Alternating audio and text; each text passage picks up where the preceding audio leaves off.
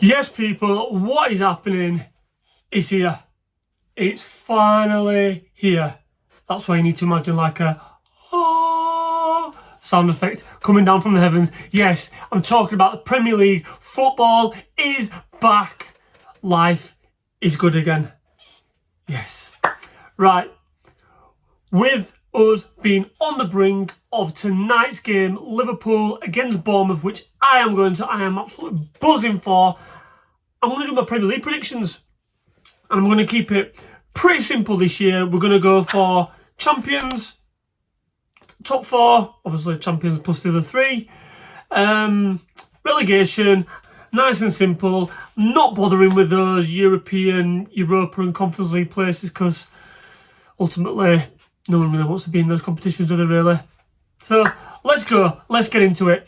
And I'm going to start at the bottom. I'm going to start with the relegation, and I think the last few seasons, common theme, we all know it, the teams that have come up from the Championship have gone straight back down. Now, I think the curse is going to get broken this season, but by one club. Which one's that, you might add? I think it's going to be Burnley. I think Burnley are going to stay up, and I'm not going to rant too much about this because obviously we're talking about teams that are going down, but I think Scott Parker, given their defensive record last season, it was impeccable. Did they concede 15 goals throughout the whole of their Championship League campaign? I think it was something like that. Burnley fans, let me know in the comments below, but it was round about that figure. It was ridiculous. It was a great season for them. And we often see, and I think Russell Martin with Southampton last season, Ipswich, they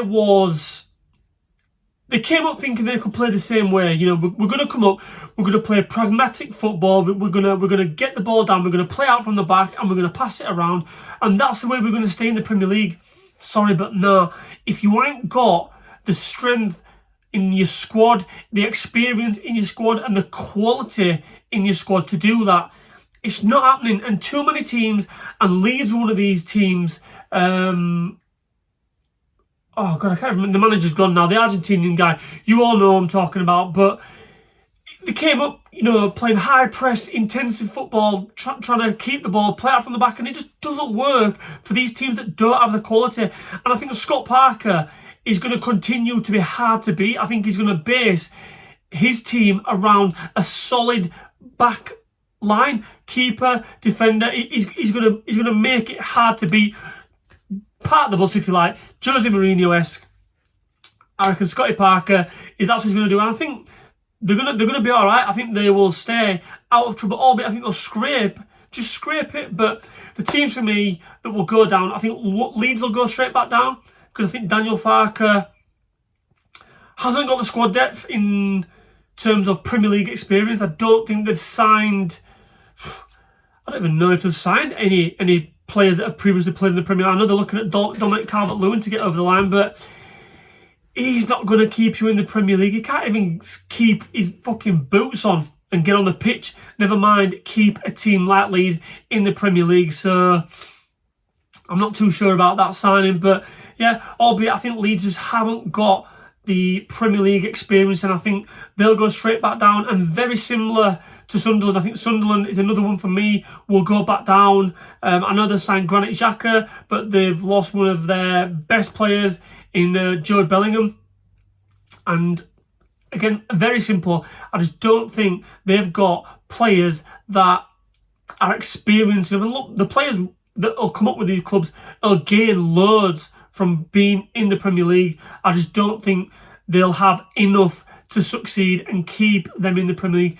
And the other team, which I think will be joining them in the relegation spots, is Wolves. I think Wolves are always potentially there and thereabouts. They're always flirting with relegation. And I know they've signed Strand Larsen on a permanent basis now, but they've lost some key players. Nori's gone, Cunha's gone, and I've just not seen them sign replacements for those players. And these players were potentially Wolves' best players, you might say. And that's, for me, why I think Wolves will potentially, unfortunately, be relegated and get the drop this season. Right, let's move up the table into... We'll go top 4. I'm going to name obviously the 3 minus the champion. We'll keep the champions for last. And I think in this order, I think Chelsea will get in there. I think they're making good progress as a club. You can kind of see what Chelsea are doing now. And although they don't sign too many players with the Premier League experience, I know I keep talking about this, but it's vital. They are signing... They're assembling a squad, if you like. It's like the Transformers, Power Rangers assemble. This is what Todd Bowley's doing at Chelsea. He's getting the best young talents around, and he's moulding that squad together. He's getting them locked into long-term contracts, which I think is a good strategy. I know Chelsea have come under a lot of criticism for this, but for me, I think it's smart business. You know, I can't lie, and you can kind of see what they're doing there now with Chelsea. At first, you were just like, what's going on over there? But you can see them doing bits, and I think the Champions League will take its toll on them this season. Last year, they could basically play a side in the Premier League and a side in the Europa Conference League. They won't be able to do that this season. They will have to play some of their best players, i.e. Cole Palmer, and João Pedro. They'll have to play pretty much twice a week, Champions League and Premier League, and I think that will be a tough ask for them. And albeit I think they'll have the squad to be able to manage it, I think they'll get in the top 4 and they'll get in that 4th spot. In 3rd place for me, and some people might not like this, but I think it's going to be Arsenal. Honestly, I just don't... I think as long as Mikel Arteta is at that club, that team is never going to win a title. I just don't see him getting Arsenal over the line. And they've made some good signings, Arsenal. They've brought in Zubimendi. They've lost Thomas Partey. Norgard from Brentford as well. Decent signing. You know, he's a squad player. You know, let's not beat around the bush. Partey and Jorginho have gone out. Norgard and Zubimendi have come in. Not bad replacement, especially Zubimendi, although never played in the Premier League. Will it take time to adapt? Who knows? And obviously they've got Gyökeres, which they've needed a striker, but I dare say to compete on all fronts, they need another wide player as well. They need someone to push, and probably even better Martinelli, because on the right hand side they've got Saka, class player, absolutely class, but they need more up there. You saw it with Liverpool last season. They had basically like a front 6, and they could chop and change all the time. Arsenal have barely got a front 3 half the time, and albeit they've added to that now with Gyökeres, and I think he will make a difference. But he's a risky signing for me. You know, I won't class him as a journeyman, but he's been around, and he's had a really odd career. Brighton, Coventry, Sporting, and who's to say? I think he's 20, 27, something like that. So you say his best years are in front of him, but the Premier League, it can chew you up and spit you out, and who's to say that he's going to hit the ground running? And Arsenal need him. Mikel Arteta needs him to hit the ground running, and that's why I think Arsenal are going to finish 3rd this season. And in 2nd, I'm going for Man City, which surprises me a little bit, because I think City will be way off it still. And when I say way off it, I mean compared to City standards, compared to the treble-winning City. You know, they was off the pace last season. Rodri, I know, is a world-class player, and they lost him for the whole duration. I think he's had an injury setback as well, so he's potentially not going to be ready for the start of the season. But even still, I just don't see the quality of City 2-3 years ago to City of now, and that's why I think they're going to fall short again. And there's a conversation to be had to whether City will ever reach the heights that potentially they did, a couple of years ago when they had that treble-winning squad. Who knows? But I just don't see City getting over the line as a champion, and that's why I've got the mighty Reds, Liverpool, and people will say, yeah, bias, whatever. I can't give a shit. Liverpool pretty much pissed the league last season. They fell off a bit towards the end. You know, they was on the piss for basically a month. They won the league in April, I think. And with the business that Liverpool have done, I just don't see anyone potentially getting near them.